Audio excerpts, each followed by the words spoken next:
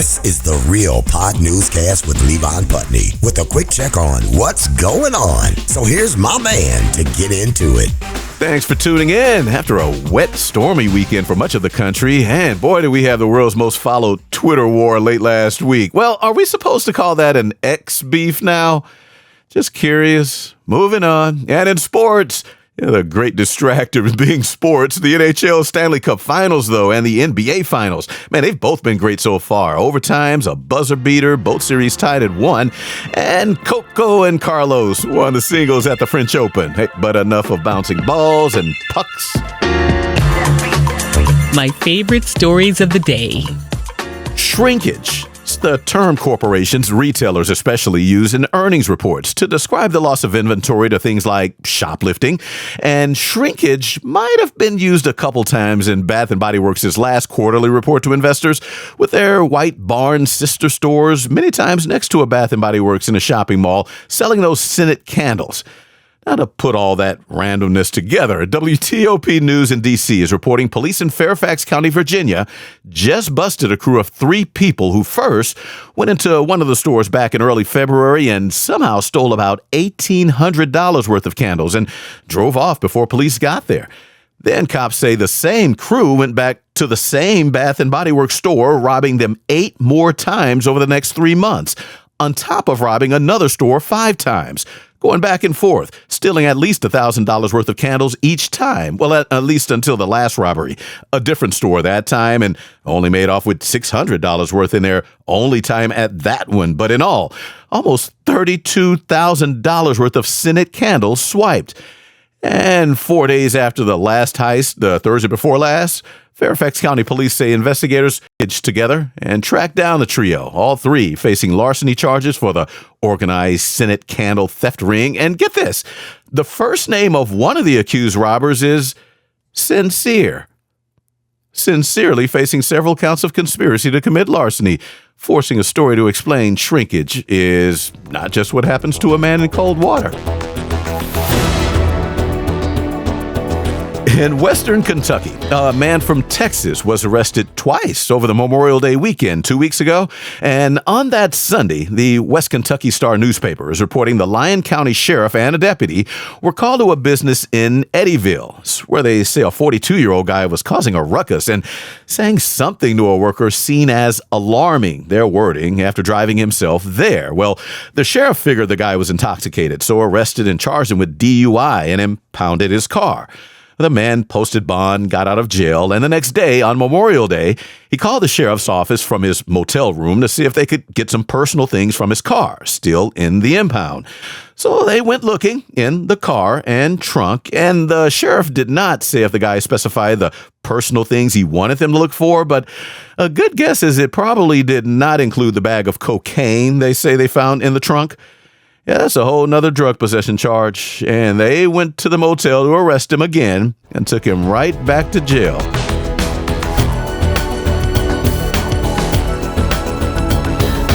Now, you know how someone could get upset with another person over something they did or did not do and say, I could just strangle them?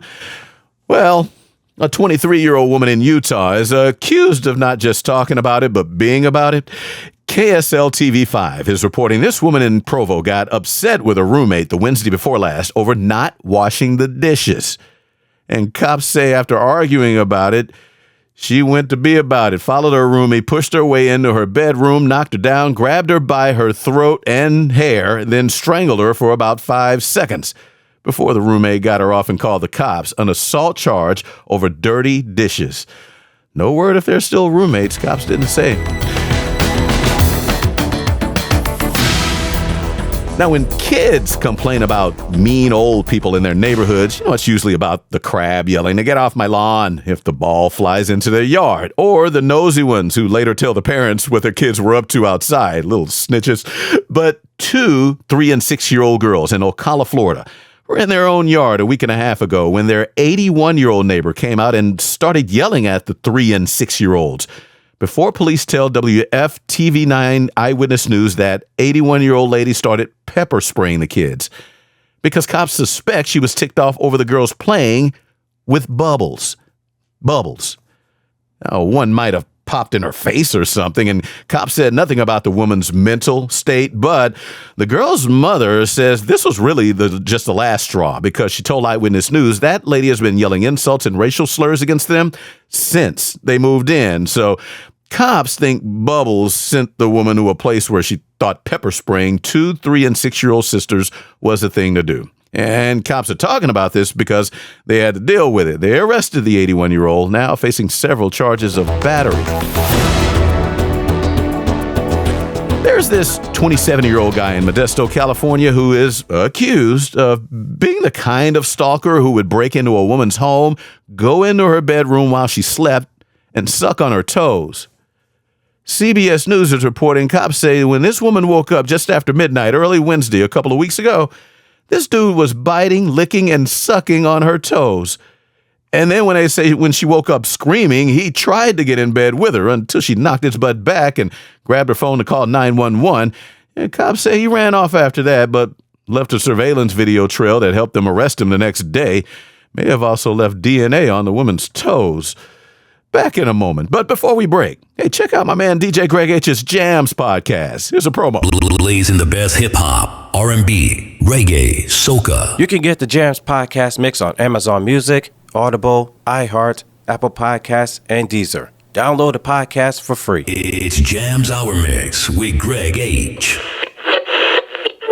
Yourself noticed. Now, how can you do that without shouting from the rooftops or spending an arm and a leg? 4 words: Silky Way Hair Conditioning. In just 3 days, your hair will be so spectacular, you can't help but get yourself noticed. And by all the right people, too. Silky Way Hair Conditioning at better beauty stores everywhere. And now for the world around us. Now, we here in the U.S. may have Diddy's sex trafficking trial going on right now, but in Australia, one of their high-profile trials, still going on over a month now, is over a woman who admits serving death cap mushrooms in a lunch that she cooked for her in-laws and husband, who she had been separated from for about a decade. And the in-laws died from the death cap mushrooms poisoning them. Now, the estranged husband survived with hospital care, and she says she only had diarrhea from the meal, but now being tried for murder. She testified last week she was only trying to find something special to serve and just wanted to improve the bland flavor. Well, since the in-laws died, no quips about that, so I'll just have to overcompensate in this next story, also out of Australia. Some guy apparently knew he was being recorded on surveillance video, or he was jamming to a song that hard in a car, maybe Young MC or Elton John's Tiny Dancer, and just felt the quick dance routine should go with it, because Sky News has footage showing this dude pull up to a school in Sunbury, Victoria, get out with a flashlight, and then did a few ballerina spins and was twinkle toes dancing almost at one point like he was trying to crip walk. Trying. This surveillance video footage was released. You had to show how comically bad he looked trying to dance, if that's what he was trying to do, but was mainly to show who cops think then got into that school and stole about $5,000 worth of laptops. So hoping somebody will stop laughing at Twinkle Toes' moves long enough to help cops ID the character. Now, in Thailand, no need to help cops ID the vandal who ransacked a grocery store last Monday. Now, that was caught on security video, too, in a town near the Khao Yai National Park in the northeastern part of the country. Only it was an elephant.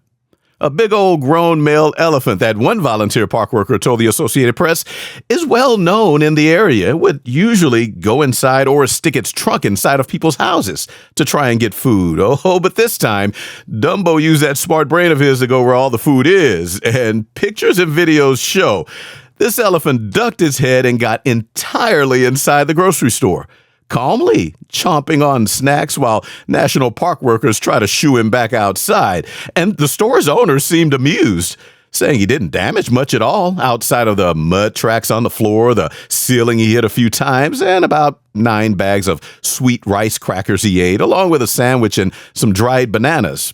And that was it. The proverbial bull in a china shop may be more damaging, but hey, a hungry elephant in a grocery store left without hurting anyone after getting his snacks. Time for another snack break. Back in a moment. Been arrested for throwing a freak-off party? Or for being video recorded relieving yourself on a teen girl in bed? The law firm of McCracken and Butts is the team for you. Call McCracken and Butts at 212-555-5555. That's 212.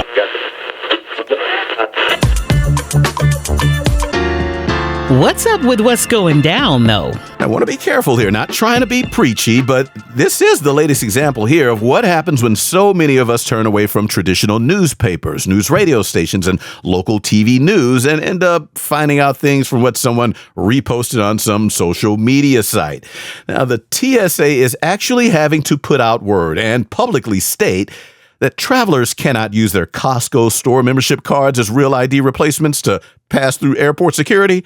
I mean, they can whip out a Costco card, but the TSA agent would still have to pull them out of line to go through the whole identity verification process, which could make that person miss their flight if trying to follow some blogger's bad advice. That was put out, and TSA put it this way in a post to X or Twitter last Wednesday. We love hot dogs and rotisserie chickens as much as the next person, but please stop telling people their Costco card counts as a real ID, because it absolutely does not.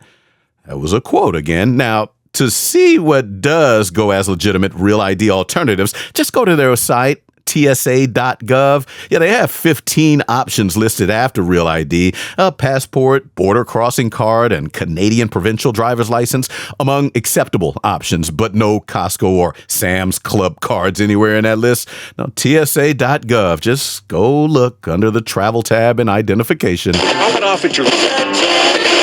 Just might be mine, ladies and gentlemen. Know what I'm saying? Hurricane messing up your brain. They'll make it come up lame. The lady won't have nothing to do with you and your game. So I'm urging all of you to refrain from the hurricane. Thank you very much, ladies and gentlemen. And that'll do it for another Real Pod newscast. Really appreciate you all listening. And please hit the like and subscribe buttons on the show's podcast and YouTube pages. Have a great rest of the week. Back on Friday. This has been the Real Pod Newscast with Levon Putney from Show Enough Productions. And for more, hit up the website, realpodnewscast.com. That's real with 2 E's. This is Big Daddy Marty Allen. Thanks for listening.